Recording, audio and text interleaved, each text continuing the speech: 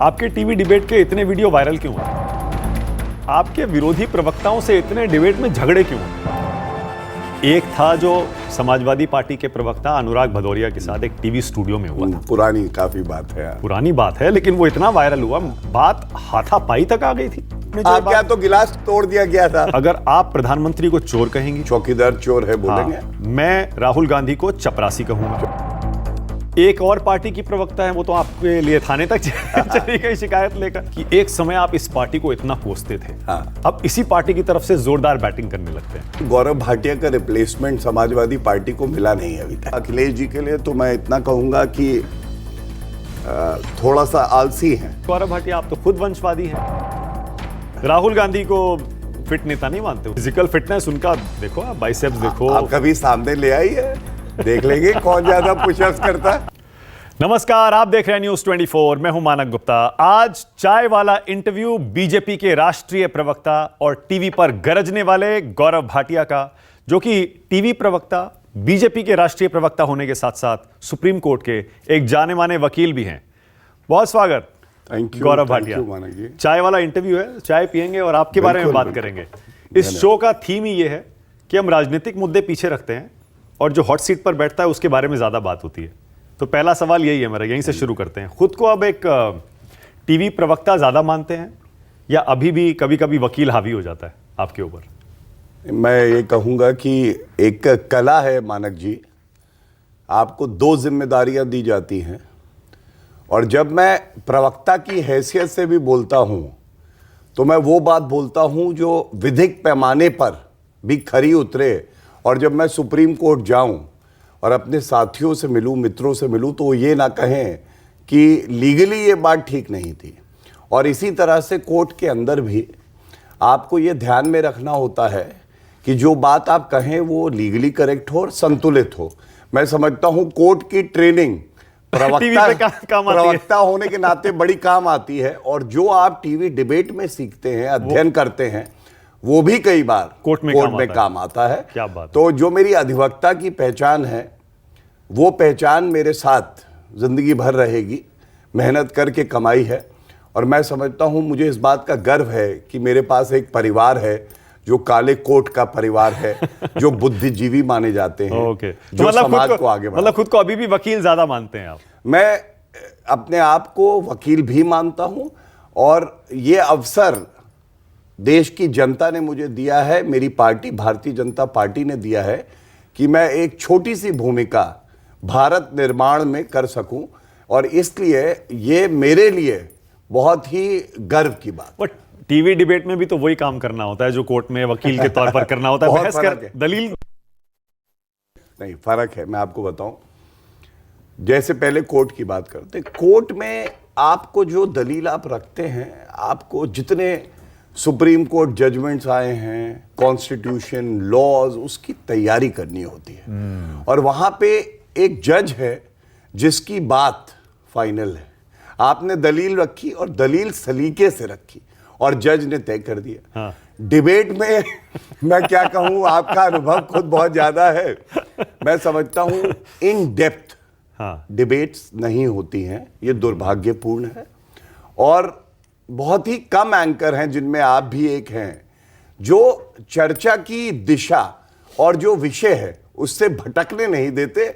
वरना अगर आप कहें मैथ्स का एग्जाम है तो केमिस्ट्री पे बहस चल रही है, क्योंकि दूसरे पैनलिस्ट को पता है कि मैथ्स पे जाएंगे तो फेल हो जाएंगे। तो ये फर्क दोनों में है, और इस फर्क को हमें दिमाग में रखना चाहिए। जब कोई बड़ा केस लड़ने जाते हैं तो खूब तैयारी होती है, बहुत जजमेंट्स हैं, बहुत सारे कानून पढ़ने पड़ते हैं, उसी के आधार पर दलील होती है। तो टीवी डिबेट की तैयारी भी ऐसे ही करते हैं क्या? देखिए, एक वकील जो है उसको तैयारी करने की आदत, अपनी कलम से नोट्स बनाने की आदत, और उसके बाद उसको प्रस्तुत करें क्लैरिटी से, स्पष्टता से, ये आदत पड़ जाती है।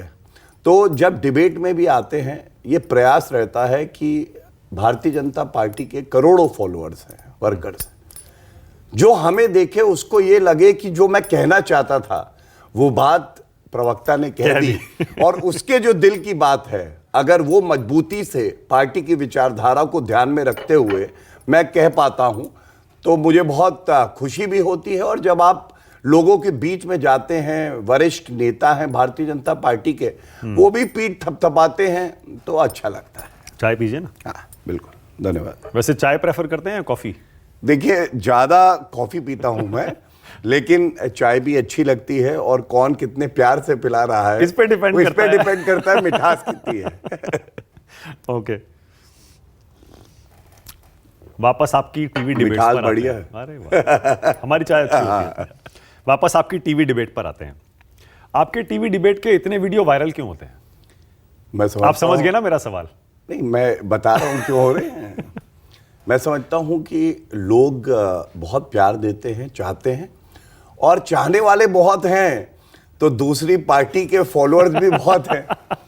तो कई बार ऐसा है कि दुश्मनों का या विरोधियों का मैं बड़ा एहतराम करता हूं। हाँ। मुखालफत से मेरी शख्सियत निखरती है। अच्छा, तो यही होता है। आपने अपनी बात कही, जो समर्थक हैं वो वाह वाह करते हैं, दूसरी साइड से ट्रोलर्स आते हैं, और इसी में जो है हम लोग आगे। मैं और स्पेसिफिक होके पूछता हूं, आपके विरोधी प्रवक्ताओं से इतने डिबेट में झगड़े क्यों होते हैं? देखिए मानक जी, मैं आपसे एक बड़ी बात कहता हूं, मैंने कभी ये इंटरव्यू में कही नहीं। करीब 11-12 साल से ये डिबेट्स में आना, पैनलिस्ट के साथ बात करना, 10,000 से ज़्यादा डिबेट करी हैं। चुनौती दे रहा हूं, आज तक एक भी डिबेट किसी भी चैनल की निकाल के कोई दिखा दे जहां मैंने पहले व्यक्तिगत टिप्पणी करी, कोई गलत भाषा का इस्तेमाल किया। लेकिन हां, अगर हमारी पार्टी के सर्वोच्च नेता आदरणीय प्रधानमंत्री श्री नरेंद्र मोदी जी के लिए कोई अपशब्द कहेगा, सीनियर लीडर्स के लिए गलत बात कहेगा, तथ्यों के आधार पे गलत होगी, तो बिल्कुल उसे टोका जाएगा। और मैं ये मानता हूं कि बहुत सरलता से, विनम्रता से डिबेट करिए, लेकिन अगर कोई डंडा लेके पीछे भाग रहा है तो उसका डंडा छीनना भी जरूरी है, और उसको ये बताना भी जरूरी है कि हमें आपका जवाब देना आता है। अच्छा, तो 2-3 आपके ऐसे वीडियो हैं झगड़ों के जो वायरल हुए थे। प्लीज। उनमें एक था जो समाजवादी पार्टी के प्रवक्ता अनुराग भदौरिया के साथ एक टीवी स्टूडियो में हुआ था। पुरानी काफी बात है। पुरानी बात है, लेकिन वो इतना वायरल हुआ, बात हाथापाई तक आ गई थी। किसकी तरफ से मानक? FIR, जेल तक की नौबत आ गई। किसकी तरफ से? आप पहले ये बताइए। आप बहुत ही सुलझे हुए एंकर हैं। मैं जानना चाहता हूं, उस डिबेट में जो रिकॉर्डिंग थी, क्या गौरव भाटिया किसी को हाथ लगा रहा है? किसने किसको धक्का दिया? और आपको एक अंदर की बात बताऊं, आपको बहुत बड़ा दिल चाहिए कि कैमरे के सामने कोई आपको धक्का दे दे, और शरीर से मैं कोई बहुत कमजोर व्यक्ति नहीं हूं, उसके बावजूद आप हाथापाई ना करें। कानून में आपकी आस्था है, कानून के अनुसार जो कार्रवाई होनी चाहिए थी वो कार्रवाई हुई। पर धक्का मुक्की तो आपकी तरफ से भी हुई थी। नहीं हुई। मैं आपको दोनों की तरफ से आप नहीं हुई, आप देख लीजिएगा, उंगली नहीं छुई गई। और इसीलिए मैंने कहा कि चर्चा में हम लोग के अपने हुआ क्या था, मतभेद हो सकते हैं। क्या हुआ था, लेकिन इतनी बात क्यों गर्म हो गई थी? कुछ ऐसी बातें कह दी गई थी कि जो स्वीकार्य नहीं थी, जिसपे एक चेतावनी मेरी तरफ से दी गई, और उसके बाद जो है हाथों का इस्तेमाल किया गया, धक्का दिया गया, जो मैं समझता हूं अनुचित है। और इतना ही कहूंगा कि उसके बाद भी जब मैंने आत्मचिंतन किया, मैंने हाथ नहीं लगाया, ये मैं आपको बिल्कुल ईमानदारी से बता रहा हूं, तो भी मुझे लगा, और मैंने 10 बार अपने आप से पूछा क्या मैं ऐसा कर सकता था कि ये भी ना हो। लेकिन अगर आप जिंदा हैं तो गलत को गलत कहने की हिम्मत होनी चाहिए। उसके कुछ परिणाम होते हैं, उन परिणामों को झेलना मुझे आता है। ओके। नहीं, लेकिन वो अग्रेसिव पोस्चर तो आपका भी था उसमें। अब मैं ये नहीं कह रहा हूं कि दोष किसका था या नहीं था, मैं लेकिन उसमें जा नहीं रहा हूं। मैं आपसे एक प्रिंसिपल्ड बात कहता हूं।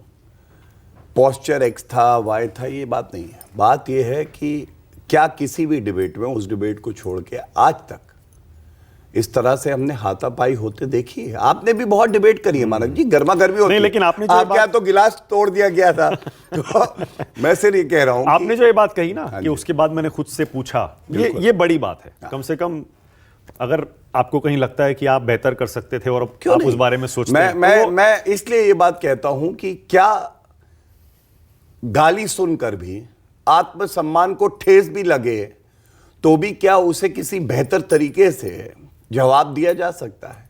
ये बात बार बार पूछी। And being a spokesperson is an art of evolving. आप एब्सोल्युटली एपिसोड से सीखते हैं।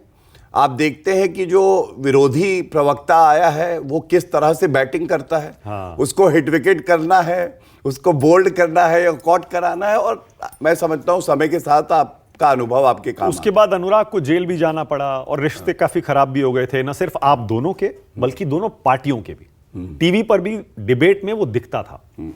तो क्या उसे मिटने में काफी टाइम लगा और अब वो रिश्ते पहले की तरह सामान्य हुए हैं या नहीं हुए? देखिए मानक जी, आप गवाह हैं इस बात के। छोटी सी सीक्रेट है, सबको बता देता हूं। हाँ। एक और प्रवक्ता हैं कांग्रेस पार्टी की, मेरे स्वर्गीय पिताजी के लिए सार्वजनिक मंच पे बहुत गलत भाषा का इस्तेमाल किया। मैं क्या कह रहा था? मैं ये कह रहा था कि देश के चुने हुए प्रधानमंत्री, हम सबके प्रधानमंत्री हैं, उनके लिए आपकी पार्टी का कोई भी नेता अपशब्द नहीं कह सकता, और अगर वो कहेगा तो उसी की भाषा में हम जवाब देंगे। वो व्यक्तिगत होके मेरे स्वर्गीय पिताजी पे चली गई, और उसके बाद बहुत समय तक हम लोग आमने सामने नहीं आए, और फिर उसके बाद एक सेल्फी किसी ने खींची थी, वो व्यक्ति मानक गुप्ता है। मन में कड़वाहट कोई नहीं रखता है, मैं तो नहीं रखता हूं, लेकिन हाँ ये जरूर है कि तर्कों की धार बढ़ानी चाहिए, और ऐसा कुछ नहीं करना चाहिए कि जब आप अपने मित्रों के बीच में जाएं, परिवार के बीच में जाएं, तो वो भी कहें ये क्या कर दिया। और ये मैं गर्व से फिर से मानक जी कहता हूं, ये ऐसा मंच है जहां मैं बता सकता हूं बहुत गालियां खाई हैं, और अगर गाली बुलेट है तो छलनी हो जाते हैं, लेकिन कभी किसी को वापस गाली नहीं दी, कभी अपशब्द नहीं कहे। और ऐसी डिबेट भी मैं आपको बता दूं जहां मेरे परिवार के लिए तो गाली दे रहा है कांग्रेस का प्रवक्ता, और मैं उस नेत्री को कह रहा हूं कि अपनी मां के पैर छूइएगा और उनसे कहिएगा कि मैंने आशीर्वाद मांगा है, क्योंकि वो पूजनीय है और गलती उनकी नहीं। ऐसी तमाम डिबेट है। मैं समझता हूं जब आकलन हो तो इन सब बातों का भी आकलन होना चाहिए कि गाली गलौज किसकी तरफ से हो रहा है, और गाली देने के बाद महिला कार्ड, विक्टिम कार्ड, देखिए ये उचित नहीं है। उसमें वो जो मैं नाम बता देता हूं, रागिनी नायक के साथ आपका जो एक और चैनल के मंच पर डिबेट चल रहा था जिसका आपने जिक्र किया, मेरा अगला सवाल वही था। वो वीडियो भी बहुत वायरल होता है, जिसके बाद फिर मेरी, रागिनी की और आपकी सेल्फी है। मैंने कोशिश भी की कि भैया जो हो गया छोड़िए उसको, आगे बढ़िए। लेकिन क्या वो भी अवॉइड किया जा सकता था? क्योंकि उसके बारे में उस वीडियो में साफ साफ आपने कहा अगर आप प्रधानमंत्री को चोर कहेंगी, चौकीदार चोर है बोलेंगे। हाँ, मैं राहुल गांधी को चपरासी कहूंगा, चपरासी से बदतर है, खानदानी चोर कहूंगा। हाँ। प्रियंका गांधी को mother of future Congress president. नहीं, ये उस डिबेट की बात नहीं है। अच्छा, ये कुछ और है, ये गलत है। लेकिन हाँ, जो पहली बात आपने कही वही सही है। मैंने बिल्कुल स्पष्ट कहा, मैंने कहा, जिस पर फिर उन्होंने फिर शायद चुने हुए भारत के प्रधानमंत्री के लिए अगर राहुल गांधी ये कहता है चौकीदार चोर है, तो मैं ये कहूंगा कि राहुल गांधी चपरासी से बदतर है। ये बात मैंने कही, और इसके बाद व्यक्तिगत टिप्पणी हुई, और उसी डिबेट में, उसी मंच से मैंने अपील करी जनता को कि ये डिबेट को आगे चलने दीजिए। इन्होंने जो कहा वो कहा, और हमें याद रखना चाहिए कि हम विरोधी हैं, दुश्मन नहीं है। ये उसी डिबेट में उस चैनल के पास रिकॉर्डिंग है, तो ये दिखाता है कि भारतीय जनता पार्टी अपने प्रवक्ता को क्या बताती है और क्या सिखाती है। लेकिन रिश्ते सुधरे नहीं है। कांग्रेस पार्टी ने तो आपको कुछ दिन के लिए बैन भी कर दिया था कि हमारे प्रवक्ता आपके साथ डिबेट नहीं करेंगे टीवी पर।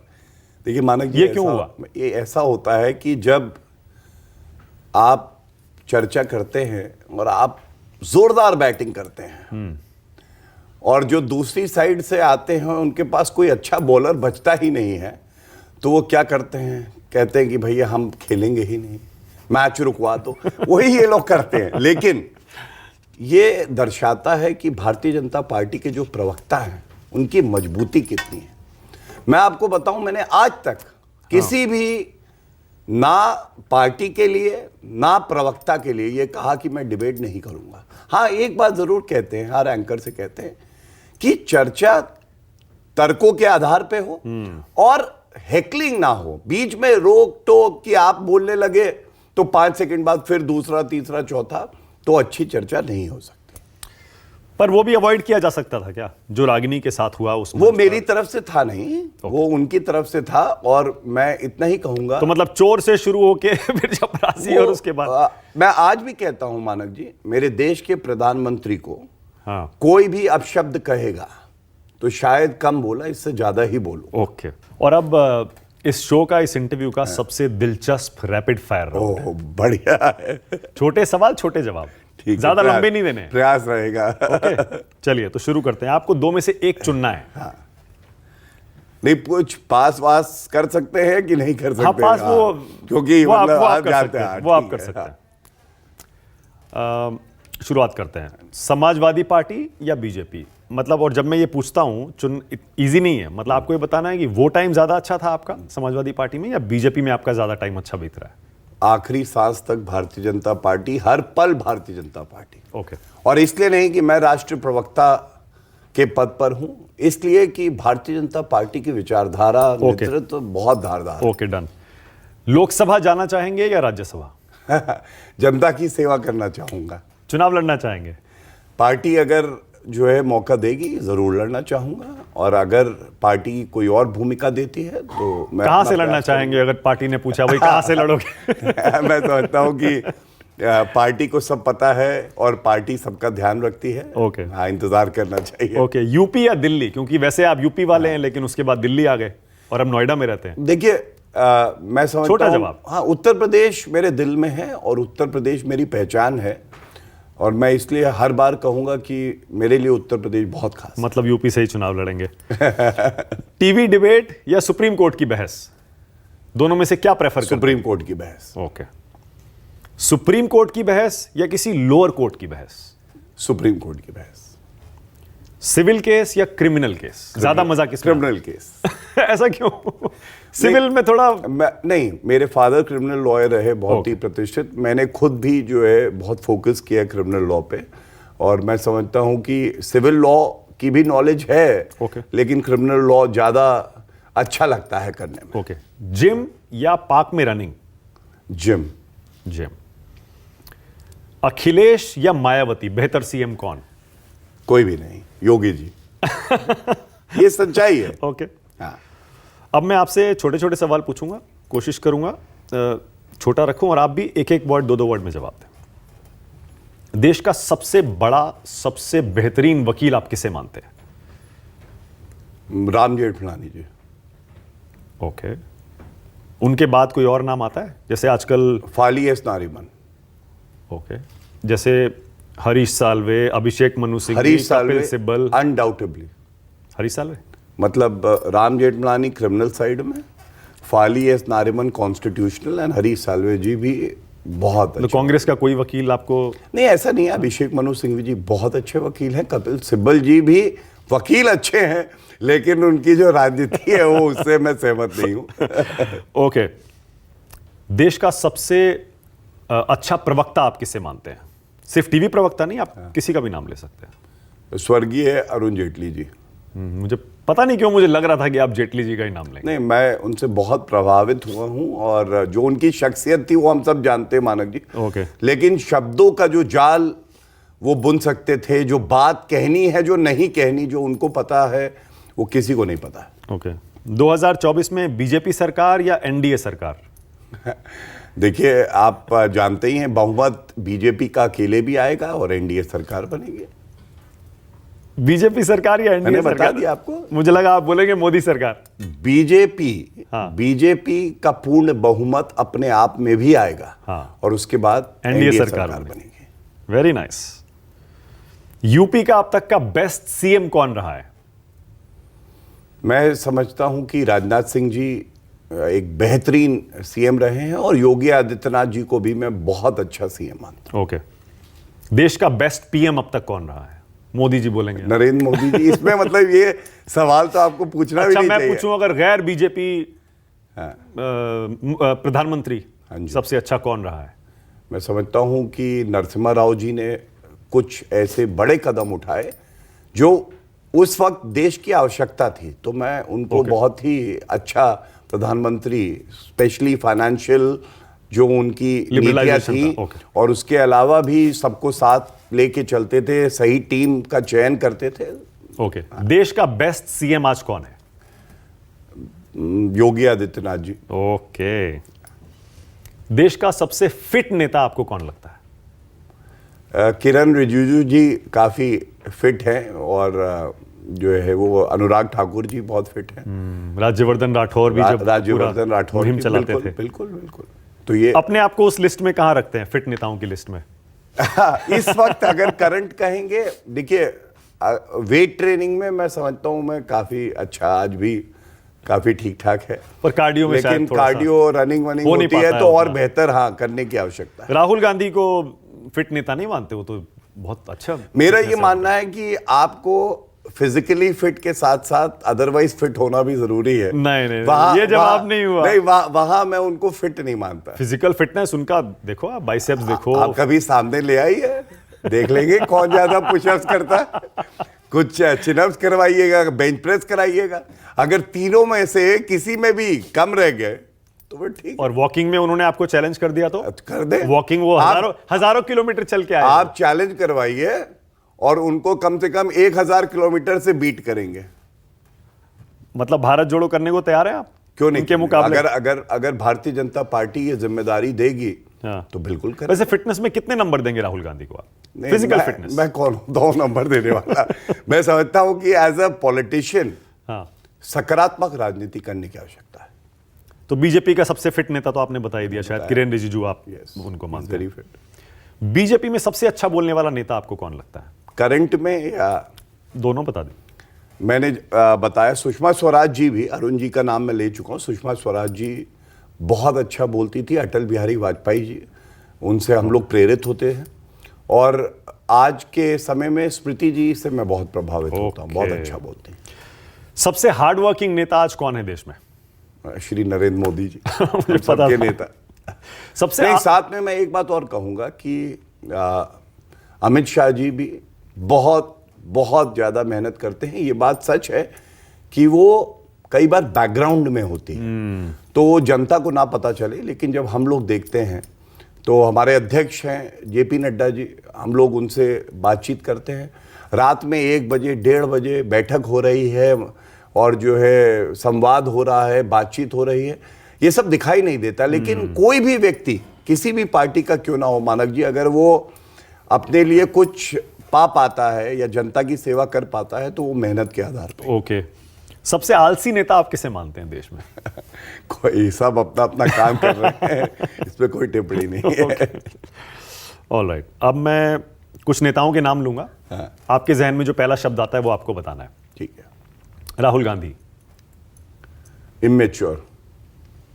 आपको राहुल गांधी से इतना प्रेम क्यों है?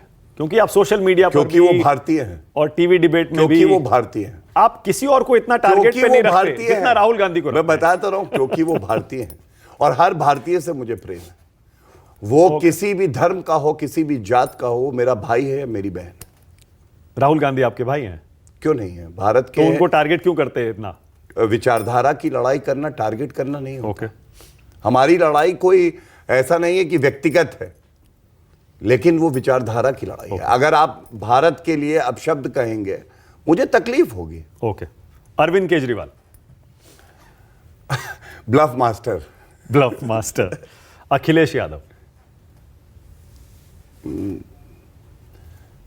आपके बॉस हैं पुराने? बॉस नहीं थे मेरे आपके भाई, नेता? मेरे भाई हैं, थे नहीं हैं। वो नेता तो थे आपके। नेता और बॉस में बहुत फर्क होता है। क्योंकि नेता आपको प्रेरित करता है, नेता आपको प्रेरित करता है। बॉस के अंडर आप काम करते हैं। बॉस कोई नहीं होता है, नेता होता है। नेता। और नेता के लिए आप जान पे भी खेल जाएंगे। हाँ। बॉस जो है आपको तनख्वाह देगा, आप काम करेंगे, कल को बदल जाएगा। नेता बदलता नहीं है। ओके, ये फर्क है। लेकिन आपने कहा अखिलेश जी के लिए, तो मैं इतना कहूंगा कि थोड़ा सा आलसी हैं। तो सबसे आलसी में उनको गिन लें? नहीं, मैं ये नहीं कहूंगा। मैं बस जो मैंने एक शब्द में आपने कहा मैंने बता दिया। ओके। मायावती। नोटों की माला। सोच लीजिए, मैं बोल रहा हूं आपके साथ आ गई तो अरे इससे क्या अभी भी पॉसिबिलिटी है। देखिए, इस पे मैं नहीं जाऊंगा, ये पार्टी का नेतृत्व तय करेगा। लेकिन एज ऑफ लेकिन वो तस्वीर जो 5 करोड़ की माला पहन रखी थी, क्योंकि मैं उत्तर प्रदेश से आता हूं और वो ठीक है। मुख्यमंत्री थी, वो मैं भूल नहीं पाया। Okay, Sharad Pawar. Master player. अब सेफ खेल गए आप। नहीं नहीं, सेफ नहीं, क्योंकि हो सकता है एनसीपी सेफ पूरी की बिल्कुल पूरी नहीं। आ जाए मैं आपके साथ। देखिए आपके साथ बैठा हूं, हाँ, जो मेरी समझ है राजनीति की, उसके आधार पे जो चीज मास्टर सामने आ प्लान। रही है मैं बता रहा हूं, और ओके, वो मतलब सत्य भी है। चाणक्य। आपका ओके, तेजस्वी यादव। दगा हुआ कारतूस। ओके, नहीं लालू यादव नहीं कहा मैंने, मैं तेजस्वी जानता कहा। हूं, मैं जानता हूं। वो तो युवा हैं, डिप्टी सीएम हैं। दगा हुआ कारतूस है। अच्छा, वरुण गांधी। पढ़े लिखे व्यक्ति, ज्योतिरादित्य सिंधिया। कैरिस्मेटिक। नरेंद्र मोदी। पिता तुल्य, प्रेरणादायक, और if there is one leader I would like to emulate, it is Shri Narendra Modi. Okay, Amit Shah. रिश्ते निभाने वाले और सही मायने में आधुनिक युग के चाणक्य, उनको राजनीति की जो समझ है वो हम सीखना चाहिए। जेपी नड्डा। बेहद मेहनती, सरल, ईमानदार और ऊर्जा भरने वाले नेता, अच्छे बॉस हैं। बहुत अच्छे। ओके, वसुंधरा राजे। एक प्रभावशाली व्यक्तित्व है और बहुत अच्छी नेत्री है, आदरणीय है। तो सीएम का फेस क्यों नहीं बना देते हो? अब ये मुझसे आप क्यों पूछ रहे हैं? पार्टी तय करती है, जो देश हित में है, प्रदेश हित में है और पार्टी के हित में है, वो निर्णय ओके, लिए। शिवराज सिंह चौहान। बहुत ही कर्मठ और मेहनती नेता है। उनको भी सीएम फेस नहीं बना रहे? नहीं, आप जो सीएम है, आप कह रहे सीएम फेस नहीं बनाते, मतलब जो सीएम बना दिया तो सीएम फेस नहीं बनाते, क्या बात ओके, है? रमन सिंह। जुझारू नेता है और उन्होंने छत्तीसगढ़ के लिए बहुत कार्य किया है, बहुत ईमानदार, बहुत अच्छे नेता है। उनको भी सीएम नहीं बना रहे इस बार आप? नहीं मालिक जी, अब इसमें तो मैं समझता हूं कि ये नीतिगत फैसले हैं, इस पे कोई टिप्पणी करना उचित नहीं होगा, चाहे जैसा भी कार्यक्रम आपका क्यों ना हो। Okay, very good. आपने I think I answered all. बहुत बहादुरी से आपने सारे सवालों का जवाब दिया। नहीं, आपने क्योंकि- पास एक आधी किया होगा, बाकी आपने बहादुरी से सामना किया। एक और पार्टी की प्रवक्ता है, वो तो आपके लिए थाने तक चली गई शिकायत लेकर। हाँ, वो क्यों हुआ? वो मैं बताता हूँ, ये अच्छा कि आपने पूछ लिया। देखिए मानक जी, आप भी समझेंगे, हम लोग प्रवक्ता लोग आपस में खूब नोकझोंक कर सकते हैं, कड़वाहट होनी नहीं चाहिए, लेकिन एक सीमा तक चलिए ये भी मान लें। हाँ, लेकिन अगर हमारे साथ का कोई प्रवक्ता होगा दूसरी पार्टी का और महिला होगी, किसी की मजाल नहीं है कि उसके साथ कुछ गलत करे। मैं आपको उदाहरण देता हूं, हम सबके मित्र थे रोहित सरदाना, मेरे छोटे भाई की तरह थे, आज इस दुनिया में नहीं है। हम लोग पिछले छत्तीसगढ़ चुनाव में, अगर सही याद है, हम लोग रायपुर में थे। 2 रिकॉर्डिंग थी। पहली रिकॉर्डिंग में कांग्रेस का कोई और प्रवक्ता था जो कि पुरुष था, और वो जब जा रहा था तो दूसरी रिकॉर्डिंग शुरू हो रही थी जहां पे एक महिला प्रवक्ता कांग्रेस पार्टी की थी। तो ये व्यक्ति मेरे कान में बोलता है कि यहाँ जो क्राउड है ये बड़ा खराब है, थोड़ा सा ध्यान रखना। तो मैंने कहा था ये नेत्री मेरी बहन है, इसकी चिंता मत करना। ये क्यों पृष्ठभूमि आपको मैंने दी? हमारी 100 लड़ाइयाँ हो जाए, किसी की मजाल नहीं है कि हमारा जो साथी प्रवक्ता है वो किसी भी पार्टी का क्यों ना हो, उसके बारे में गलत बोल दे, कुछ गलत कर दे। और ये जो किया गया है ये पूरा राजनीति से प्रेरित था। इसकी वजह मैं आपको बताऊं, डिबेट में कोई बार बार टोक रहा है और आप डिबेट में एंकर से एक बात कहते हैं कि इनको चुप करा लीजिए वरना ये होगा, और उसमें एक शब्द को तोड़ के वो कहें कि ऐसा कर दिया गया, ये उचित नहीं है। और मैं इस मंच से ये भी कहता हूं, मेरी बहन की तरह है, बहन की तरह। कौन? जिस आप प्रवक्ता जिन्होंने नेत्री की शिकायत बात कर रही हैं, मेरी बहन है। मैं जो बात कह चुका हूं दोहराऊंगा नहीं। ओके, मेरी पार्टी ने मुझे ये सिखाया है, उनके सम्मान के लिए हमेशा मैं खड़ा रहूंगा। ठीक है, ओके। जब आपके पुराने वीडियो दिखाकर आपको ट्रोल किया जाता है कि एक समय आप इस पार्टी को इतना कोसते थे, अब इसी पार्टी की तरफ से जोरदार बैटिंग करने लगते हैं, तो क्या जवाब देते हैं उसका? देखिए, इसके 2 पहलू हैं। पहला पहलू यह है कि गौरव भाटिया का रिप्लेसमेंट समाजवादी पार्टी को मिला नहीं अभी तक। ये जो है मेरे लिए गर्व की बात है कि मैंने वहाँ मेहनत करी और आज भी मेरी काट मेरी ही पुराने बयानों की जो पार्टी आइडियोलॉजी पे मैं बोलता था वो दिखाए जा रहे हैं। और दूसरी बात मैं ये कहना चाहता हूं कि देखिए, आप अगर मेरे ही पुराने वीडियोस पे कुछ दिखा रहे हैं, आप ये भूल जाते हैं कि प्रवक्ता का काम ईमानदारी से करने का मतलब ये है आप उससे सहमत हैं या नहीं हैं। अगर पार्टी की लाइन एक बार तय हो गई और आप प्रवक्ता हैं तो आप वो पार्टी की लाइन बोलेंगे।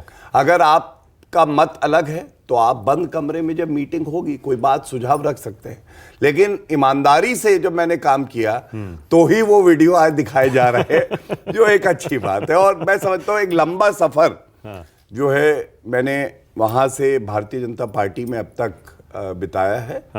बहुत गर्व होता है कि भारतीय जनता पार्टी का मैं हिस्सा बन पाया हूं और मैं राष्ट्र प्रवक्ता हूं, ये मेरे लिए गर्व। तो कैसे हुआ था वो भी थोड़ा बताइए, क्योंकि लोगों को पता नहीं है। सब लोग पूछते हैं, सोचते हैं समाजवादी पार्टी में अखिलेश जी के साथ या नेताओं के साथ क्या ऐसा मतभेद हुआ कि आपको वहां छोड़ना पड़ा और बीजेपी में आना पड़ा। देखिए, इसमें भी एक बहुत बड़ी बात छुपी है। आपने कहा कि अभी तक किसी को पता नहीं है कि क्या हुआ था। इसका मतलब जो अंदर की बात थी वो बाहर आई नहीं। मर्यादा किसी ने तो निभाई है पूरी तरीके से। और जब ये निर्णय लिया गया, एक बड़ा निर्णय था क्योंकि मेरे परिवार के बहुत अच्छे संबंध यादव परिवार से थे और मैं उन नेताओं में से था युवा जो श्रद्धेय मुलायम सिंह यादव जी के साथ भी और अखिलेश यादव भाई के साथ भी बराबर से संवाद कर सकता था, सुझाव दे सकता था और जहां जरूरी है वहां उन्हें बता सकता था कि यह निर्णय होगा। लेकिन जो अब का नेतृत्व है वहां, अखिलेश जो गुण मुलायम सिंह यादव जी में थे, बहुत जिम्मेदारी से मैं कहता हूं, वो गुण मुझे नहीं दिखाई दिए। और मेरे पिता जी स्वर्गीय वीरेंद्र भाटिया जी ने मुझे एक बात जरूर सिखाई थी, कुछ भी कर लेना आत्मसम्मान से समझौता कभी मत करना। पद मिले ना मिले, आत्मसम्मान जिसका मर गया वो आदमी मर गया। मेरे लिए मेरा अधिवक्ता समाज जो है बहुत बड़ी ताकत है। उन्होंने मेरे साथ बहुत कैंपेनिंग करी, मेहनत करी। मैंने अपने लिए कभी कुछ मांगा नहीं, ना वहां मांगा ना यहां मांगा। और जब वो बात पूरी नहीं होती थी जो जायज थी तो कष्ट होता था। दूसरा, कुछ ऐसे राजनीतिक मुद्दे थे जैसे मुजफ्फरनगर दंगे थे, तो मैं समझता हूं कि तुष्टीकरण की राजनीति, सांप्रदायिक राजनीति इतनी हावी हो जाए कि गलत को सही बताने लगे और सही को गलत, तो इंसानियत मेरे अंदर की मरी नहीं थी। जिस रास्ते में केवल कटुता हो और आपको लगे रिश्ते नहीं निभाए जा सकते हैं तो रास्ता बदलना आवश्यक हो जाता है। तो आपने खुद अपनी मर्जी से इस्तीफा दे दिया फिर? बिल्कुल छोड़ दिया। बिल्कुल। तो आपने अखिलेश जी को क्या कहा?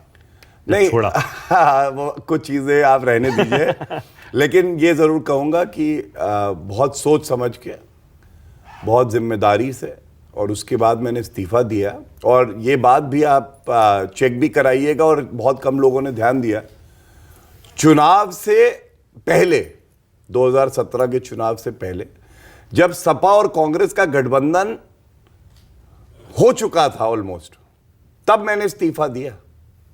क्यों? लोगों ने कहा कि सरकार वापस आएगी सपा और कांग्रेस की। मैंने कहा मैं विपक्ष में रह लूंगा, मुझे कोई दिक्कत नहीं, लेकिन मैं गलत के साथ खड़ा नहीं हो सकता। ये ऐसा नहीं था कि कोई पार्टी सत्ता में आ गई थी और मैंने ज्वाइनिंग कर ली थी।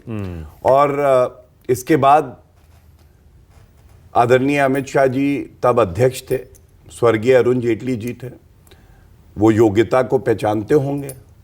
उन्होंने मुझे कहा कि आप आइए, अच्छे लोगों की आवश्यकता है। और मैं प्रभावित हुआ और मैं निर्णय लिया कि भारतीय जनता पार्टी में आऊंगा। और एक क्षण ऐसा नहीं बीता है जब मुझे खुशी ना हो कि मैंने ये निर्णय लिया।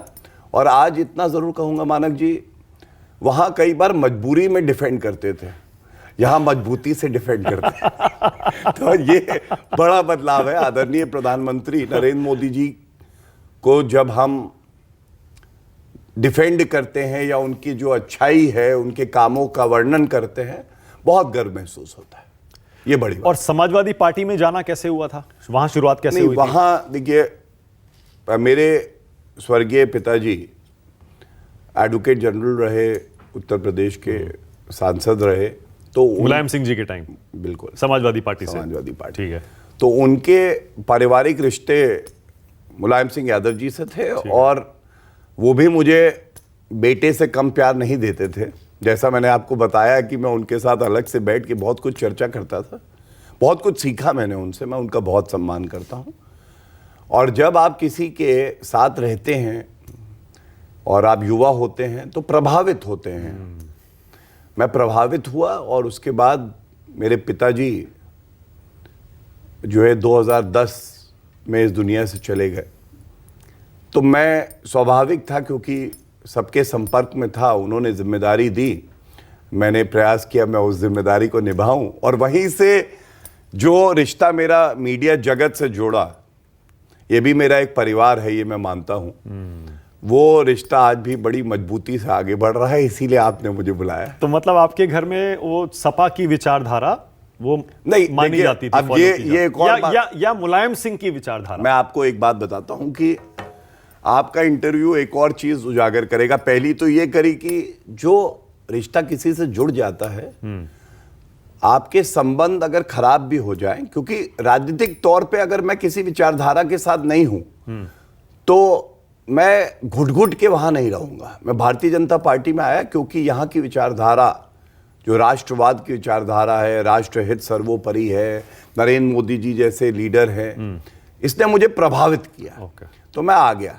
लेकिन जो रिश्ता पुराना था, उसकी जो मर्यादा है उसको बनाए रखना है, पहली बात तो ये है। अब दूसरी बात जो आपने मुझसे कही, देखिए हमें एक बात समझनी यहाँ बहुत आवश्यक है कि वहाँ पे मैं था ज़रूर, वो मैंने विरासत में लिया, और मैंने आज तक, ये पहला मंच है जहाँ मैं बताने जा रहा हूँ, क्योंकि मेरा ये मानना था कि अगर मुझ में योग्यता है, मेरे में ऐसा कुछ है कि मैं अपने आप को स्थापित कर सकता हूं अपनी योग्यता के आधार पर, मुझे कोई आवश्यकता नहीं है कि मैं बैकग्राउंड यूज करूं। मेरे दादाजी जो थे वो आरएसएस में पूरी तरह से जुड़े थे, विचारधारा वो थी।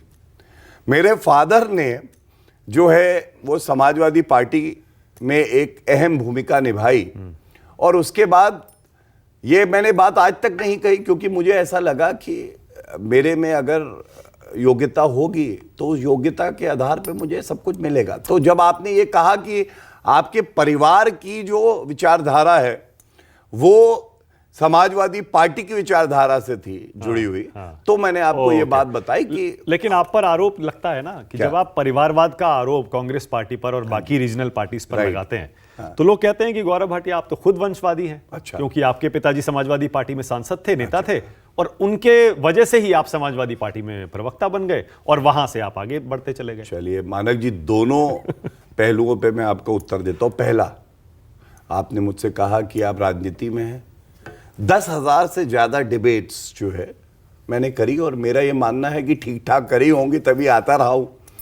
आप ये मुझे बताइए कि कोई वंशवादी, उसके पिताजी, उसके भाई, चाचा, भतीजा कान में आके बता सकते हैं कि क्या बोलना है?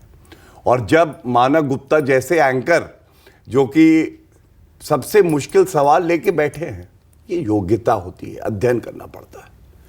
रात में 2-2 बजे तक पढ़ाई करके अपने नोट्स बनाना, हर विषय को गहराई से समझना, उसको पार्टी की विचारधारा से जोड़ना, सही बात तथ्यों पे कहना, क्योंकि रूलिंग पार्टी के प्रवक्ता हैं। कई रात ऐसी हो जब सोए नहीं है, क्योंकि अगला दिन बड़ा महत्वपूर्ण है, चुनाव चल रहे हैं, प्रेस कॉन्फ्रेंस करना ये गलती नहीं हो सकती, ये वंशवाद की उपज नहीं हो पर सकता। मौका तो उसी वजह से मिला ना। वंशवाद की उपज नहीं हो सकती, पहली बात। हाँ। दूसरी बात, मैं वरिष्ठ अधिवक्ता बना, सुप्रीम कोर्ट के जो न्यायाधीश होते हैं उन्होंने डिजिग्नेट किया, वकालत की डिग्री ली, वंशवाद की वजह से तो नहीं मिली। जिस उम्र में मैं सीनियर डेजिग्नेट हुआ, आप पूछिएगा, सुप्रीम कोर्ट के जजेस को लगा कि मैं एक कंट्रीब्यूशन लीगल फ्रेटर्निटी, 41 साल की उम्र में। बिल्कुल। तो और मैंने सुना है कि वो youngest, one of the youngest in the history one of the youngest senior advocate 41 की and with utmost humility I say that मेरे लिए बहुत बड़ा ऑनर है जो कि मेरे लीगल फ्रेटर्निटी ने मेरे ऊपर जिम्मेदारी दी है। मैं पूछना चाहता हूं क्या वो वंशवाद की वजह से हुआ? ओके। और अगर मैं पार्टी के बड़े पद पे सिर्फ इसलिए बैठ जाता कि मैं फलाने का बेटा हूं तो आपका चार्ज सही था, लेकिन मैंने भी बहुत मेहनत करी है। ये मैं सार्वजनिक मंच पे कहता नहीं हूं, लेकिन अगर कोई ये कहता है कि वंशवाद की उपज है तो एक बात समझनी है, आप किसी के बेटे हैं और सीधा आप राजनीति में आए और जनरल सेक्रेटरी बना दिए गए, उपाध्यक्ष बन गए, फिर अध्यक्ष भी बन गए। जितने साल में कोई अध्यक्ष बना था कांग्रेस पार्टी का, उससे ज्यादा साल से, उससे 10 गुना ज्यादा मेहनत करके भी मैं समझता हूं जो मुझे मिला बहुत मेरे लिए सम्मानजनक है, लेकिन वो वंशवाद की वजह से नहीं मिला। मेरी अपनी योग्यता को कोई छोटा करता है तो मैं और ज्यादा प्रतिबद्ध हो जाता हूं कि आगे चल के उसको बताएंगे कि मेरे में क्या गुण है। ओके। अब आप वकील भी हैं, senior advocate, supreme court, BJP के राष्ट्रीय प्रवक्ता। लोग जानना चाहेंगे कि आपने अपनी पढ़ाई तो लखनऊ में की है, शुरू वहीं से किया था? मैं लखनऊ आप लखनऊ में पैदा हुए थे? तहजीब के शहर से आते हैं। अच्छा, तो स्कूल कॉलेज सब वहीं हुआ शुरुआत? स्कूलिंग मेरा बर्थ लखनऊ में ही हुआ। स्कूलिंग लमार्टियर कॉलेज बहुत अच्छा एक स्कूल है वहाँ, वहीं से किया और 1996 में मैं पास आउट किया वहाँ से। ओके। और उसके बाद जो है मैं यूएस चला गया था। मैं करीब 4.5 साल वहाँ रहा और जिसमें 1 साल मैंने काम भी किया स्विस बैंक में। तो पढ़ाई क्या की वहाँ पर आपने? पढ़ाई मैंने डबल मेजर था, it's called bachelor of science, computer applications और फाइनेंस में। और ये डबल मेजर ये होता है कि आप या तो कंप्यूटर एप्लीकेशंस में कर सकते थे या फाइनेंस में। अगर एक्स्ट्रा आप पढ़ते हैं तो आपको दोनों में डिग्री मिलती है, तो वो डिग्री मुझे मिली। लेकिन सबसे खास बात मैं आपको बताऊं, जब मैं वहां पे यूएस में था और ये 2001 की बात कर रहा हूं, 2000, उस समय में मैं 3.5 लाख रुपए महीना कमाने लगा था। अरे बहुत! 3.5 लाख रुपए महीना उस समय में, वो यूएस में डॉलर के हिसाब से कन्वर्ट करके। लेकिन जब मैं जा रहा था विदेश, और बहुत कम लोग भारत से तब जाते थे, खासकर 18 साल की उम्र में, तो मेरे पिताजी से मेरा बड़ा जुड़ाव रहा है। उनको लोगों ने कहा कि आपका बेटा वापस आने वाला नहीं है, वहीं पे जो है जाएगा, सेटल करेगा भाई, शादी करेगा, मेम से शादी कर ले। मैंने उनके कान में एक बात कही थी। मैंने कहा था मैं लौट के जरूर आऊंगा। और सब अच्छा चल रहा था वहां पे भी, ईश्वर की कृपा से सब बहुत अच्छा रहा।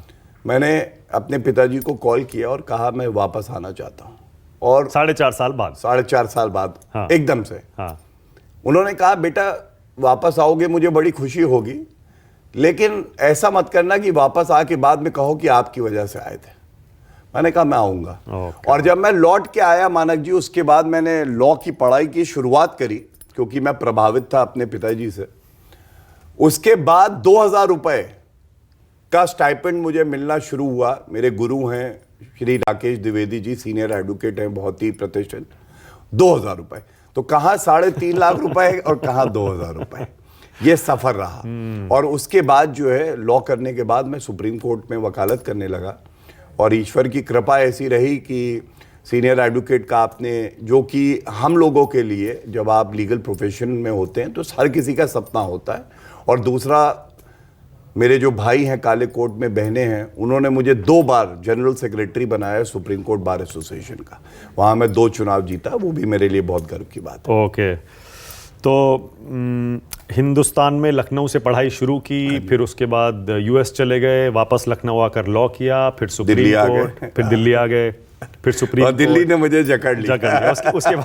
उसके बाद फिर आप दिल्ली वाले होके रह गए? नहीं, अभी मैं रहता तो नोएडा में हूँ, इसलिए उत्तर प्रदेश वाला पूरा हूँ, यूपी। और मुझे गर्व है इस बात का। जब लोग कहते हैं कि उत्तर प्रदेश, बिहार बीमारू प्रदेश है, मैं ये मानता हूं कि उत्तर प्रदेश रीढ़ की हड्डी है भारत की। और उत्तर प्रदेश योगी आदित्यनाथ जी के नेतृत्व में, वो समय दूर नहीं है जब नंबर 1 स्टेट बनेगा और आदमी गर्व महसूस करेगा कि हम उत्तर प्रदेश। ओके। आप फिटनेस में भी बहुत इंटरेस्ट लेते हैं, आपकी हमारी जब बात होती है, और कई बार आप वीडियो और पिक्चर्स भी शेयर करते हैं, तो ये फिटनेस का जो ये कीड़ा कह दूं या व्हाटएवर, ये कब से शुरू हुआ? देखिए, पहले नहीं था, क्योंकि जहां तक मेरी जानकारी है बहुत पहले से आप शुरुआत से ऐसा यू आर बिल्कुल नॉट नहीं इनटू है। फिटनेस। ऐसा बिल्कुल नहीं है। जो मैं आप दिखाई देता हूँ इस कद काठी का मैं था नहीं। हाँ। ईश्वर मेहरबान नहीं हुआ था। 15 साल का था जब पहली बार मुझे लगा कि मुझे कसरत करनी चाहिए। उस टाइम पे बहुत well equipped air condition gyms नहीं होते थे। तो हमारे लखनऊ में जहाँ मैं रहता हूँ उसके पास ही एक जिम था, वहाँ पे जाना शुरू किया। और जब वेट ट्रेनिंग, कुछ वेट्स मैंने खरीदे, तो मेरे पिताजी को ये अच्छा नहीं लगा, क्योंकि एक धारणा थी मानक जी कि अगर आप ज़्यादा वेट उठाएंगे तो दिमाग कुंज हो जाएगा। हाँ, पहले कहते थे। तो उन्होंने मुझसे कहा कि ये मत करो। और हाइट छोटी रह जाएगी, दिमाग बंद हाइट हो मेरी जाएगा। बढ़ चुकी थी, लेकिन वजन केवल 50 केजी का था, पतला सा था मैं। और मेहनत करते करते फिर उसके बाद मैंने एथलेटिक्स में भी आप काफी पार्टिसिपेट किया आपने, कुछ अवार्ड्स भी आपने वहां जीते मैंने सुना। मैं बॉडी बिल्डिंग में जो है वो रहा, और बहुत समय तक मैंने किया, अवार्ड्स भी मिले। और उसके अलावा एथलेटिक्स में मैं हमेशा रुचि लेता था। 2 साल में लमाटियर में एथलेटिक्स चैंपियन रहा। और एक मैं आपको किस्सा बता दूं, जैसे 50 केजी से हाँ। जो भी अभी शरीर है ईश्वर की कृपा से ये बना, ये बहुत मेहनत करने के बाद ही, आप जानते हैं, आप खुद कसरत करते हैं, एकदम ओवरनाइट गेंद नहीं आते। ऐसे ही एक बड़ा अच्छा किस्सा है एथलेटिक्स में। मेरे फादर बड़े प्रतिष्ठित वकील थे उत्तर प्रदेश के। तो हमारे स्कूल का जब स्पोर्ट्स डे हुआ तो वो आए, उनके मित्र भी बैठे थे जो वकील थे। और रेस हुई 100 मीटर्स में, सेलेक्ट हो गया था। 8 लोग थे, मैं 8वां स्थान पाया। तो मैं बाद में मिला अपने पिताजी से, उन्होंने कहा मत बुलाया करो, और बेइज्जती हुई सबके सामने। मुझे वो बात ऐसी चुभ गई, क्योंकि मैंने आपको कहा कि उनको मैं अपना जो है वो हीरो मानता था। सुबह 4:30 और 5 बजे उठ के मैं वहाँ पे केडी सिंह बाबू स्टेडियम है, 5 बजे जाता था।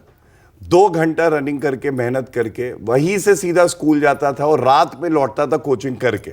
लेकिन हुआ क्या कि 11th 12th मैंने करीब करीब सारे रिकॉर्ड तोड़े। 15 इवेंट्स थे तो 11 में मैं 10 में फर्स्ट आया था। और उसके बाद इतिहास बना कि 11th 12th दोनों में एथलेटिक्स चैंपियन बना, और मेरे पिताजी उपस्थित थे। और उन्होंने कहा मुझे गर्व है कि तुमने ऐसा किया। तो ये बताने की वजह ये थी कि मेहनत जो है आपको बहुत आगे तक लेके जाती है। जरूरी नहीं है कि ईश्वर ने आपको सारी योग्यता दी हो या खूबियां हो, लेकिन मेहनत जब आप करते हैं तो निखर के निकलती है। एब्सोल्युटली।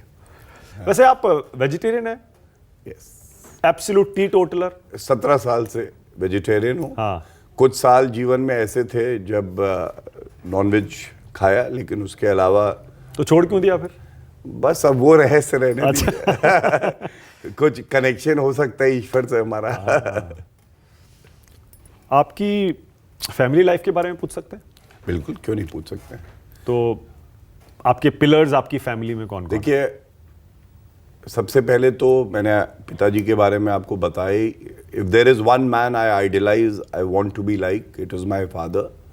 एंड जो वैल्यू सिस्टम है मेरा, और मैं जो वैल्यू सिस्टम होता है, जो असूल होते हैं जिंदगी के, ये बहुत महत्वपूर्ण है।